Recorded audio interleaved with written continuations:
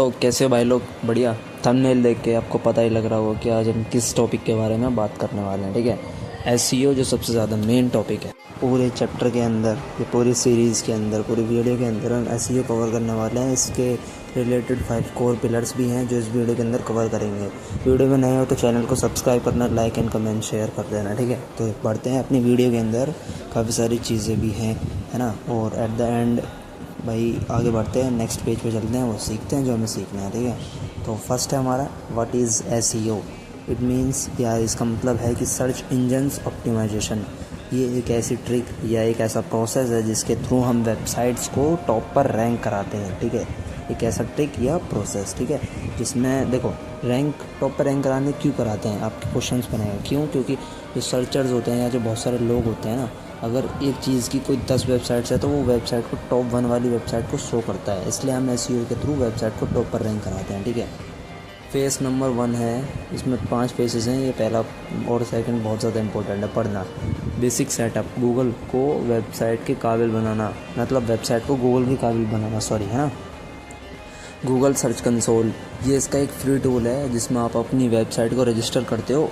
तो इसमें रजिस्टर करने का मतलब ये है कि आप गूगल को ये बोल रहे हो कि देखो भाई हमारी साइट ये है, यानी कि वेबसाइट ये है, इसको चेक करो, इसमें कोई दिक्कत है या एरर है वो हमें बताया जाएगा और हम उसे ऑप्टिमाइज़ करेंगे अपने तरीके से, उसमें सुधार करेंगे। ठीक है, चेंजेस करेंगे।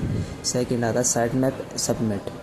ये एक तरह की .xml फाइल होती है जो वेबसाइट का नक्शा तय करती है, यानी कि गूगल के जो रोबोट्स या बॉट्स होते हैं उनको ये पता चले कि इस वेबसाइट का ये पेज इधर है ना।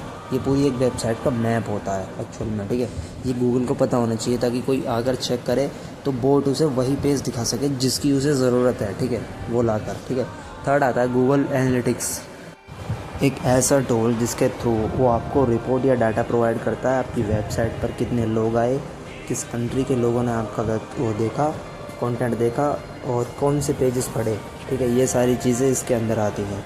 सेकंड फेज़ जो मैंने बताया बहुत इंपॉर्टेंट है, वो है कीवर्ड रिसर्च। लोग क्या सर्च कर रहे हैं आपको, जभी तो आप अपनी वेबसाइट पर जो टाइटल या हेडिंग डालोगे जभी तो डालोगे जब लोग आपकी वेबसाइट की देखेंगे कि हाँ ये वेबसाइट हमारे लायक है या नहीं है, यही तो देखना चाहते हैं वो लोग, चेक करते हैं।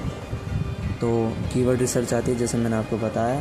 इसमें ट्रैफिक वही लिखना होगा जो लोग गूगल पर सर्च कर रहे हैं, यानी कि सर्च इंजन पर जो लोग सर्च मारेंगे वही हम अपनी वेबसाइट पर लिखेंगे, तो लोग हमारी वेबसाइट पर ही रह आते हैं क्योंकि वो एसईओ के थ्रू फर्स्ट रैंक आती है। सही कीवर्ड ढूंढने का प्रोसेस को ही हम कीवर्ड रिसर्च बोलते हैं। ठीक है, कीवर्ड इसलिए ढूंढते हैं, अगर किसी को शूज़ चाहिए तो हम बेस्ट शूज़ अंडर 5000 इस तरीके से उनकी जितनी भी जो चीज़ होती है इस तरीके से हम उसे दिखाते हैं कीवर्ड रिसर्च के थ्रू ताकि उन्हें पसंद आए। पहला आता है सीड कीवर्ड, ये तो पता ही है ना, मेन टॉपिक है। जैसे शूज़ की तो शॉप है तो आपका जो कीवर्ड होगा ना वो शूज़ होगा।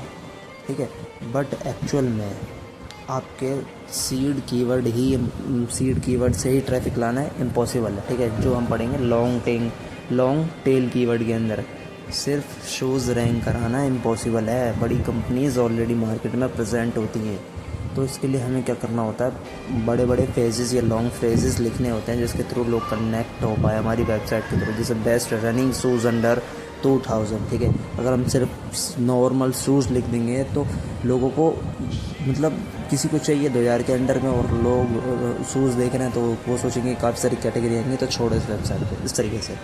थर्ड आता है सर्च इंटेंट, यानी कि यूज़र की सोच क्या है, हमें यूज़र का मोटिव देखना है, यूज़र या ऑडियंस का मोटिव देखना है कि वो क्या चाहता क्या है ना। तो हाउ टू क्लीन शूज़, अगर वो ये कह रहा है कि हाउ टू क्लीन शूज़ तो यानी कि वो कहता है कि वो मुझे इन्फॉर्मेशन चाहिए। ठीक है, इसका मतलब मेन मोटिव है कि उसे इन्फॉर्मेशन चाहिए।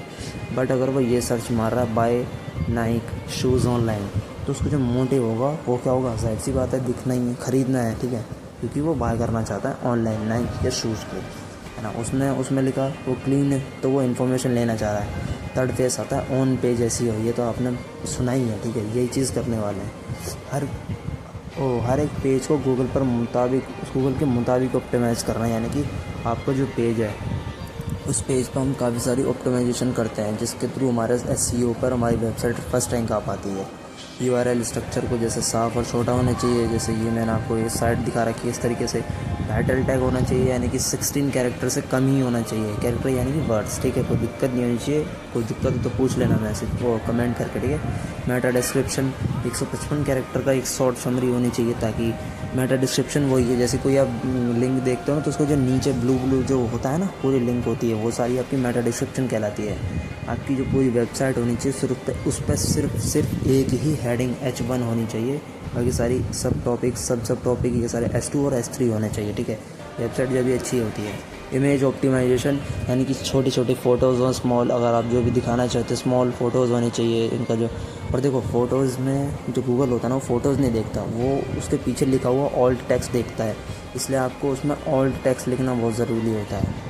फेज़ 4 आता है टेक्निकल SEO।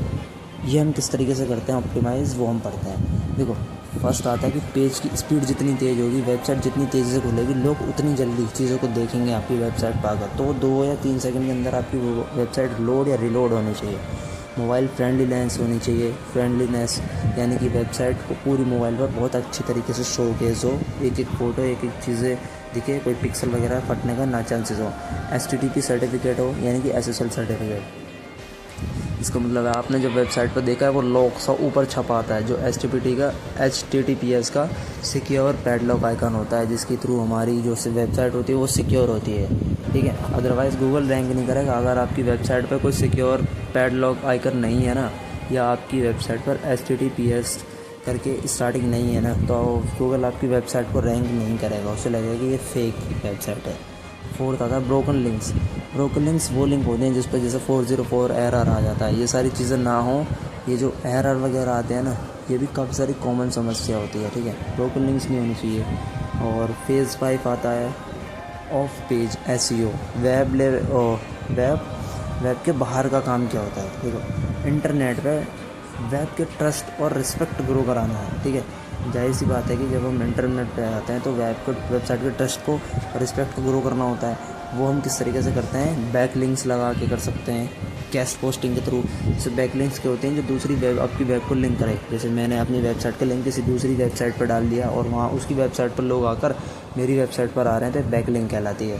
गेस्ट पोस्टिंग दूसरी वेब सर्वर आर्टिकल, दूसरी वेब के लिए आर्टिकल लिखो, बदले में क्या होगी कि बदले में उससे कहो कि आप हमारी वेबसाइट पर लिंक अपने पास लगाइए।